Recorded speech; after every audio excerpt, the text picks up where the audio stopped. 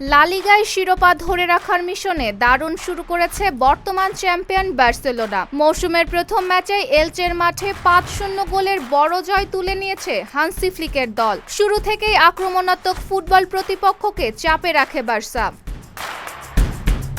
ম্যাচের ১৪ মিনিটেই পেনাল্টি থেকে গোল করে বার্সেলোনাকে এগিয়ে নেন রাফিনিয়া। প্রথমার্ধ শেষ হওয়ার আগেই রাফিনিয়ার পাস থেকে অভিষেক ম্যাচে গোল করেন নতুন খেলোয়াড় করিম আদেয়েমি। তাতে বিরতির আগেই ২-০ ব্যবধানে এগিয়ে যায় বার্সেলোনা। দ্বিতীয়ার্ধে বদলি হিসেবে মাঠে নেমে দারুণ প্রভাব রাখেন অ্যান্থনি গর্ডন। তার বাড়ানো দুইটি চমৎকার পাস থেকেই গোল করেন রাফিনিয়া ও ফেরমিন লোপেস। এতেই ম্যাচের ব্যবধান দাঁড়ায় ৪-০।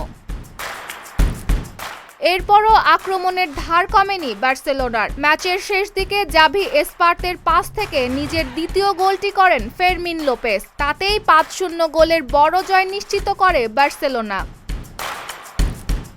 এদিকে নতুন মৌসুমের শুরুটা জয় দিয়ে করেছে আরেক জায়ান্ট রিয়াল মাদ্রিদও। এসপানিওলের মাঠে শেষ মুহূর্তের গোলে ২-০ ব্যবধানে জয় পেয়েছে হোসে মরিনহোর দল। ফলে লা লিগার শুরুতেই জয়ের ছন্দে রয়েছে দুই স্প্যানিশ জায়ান্ট।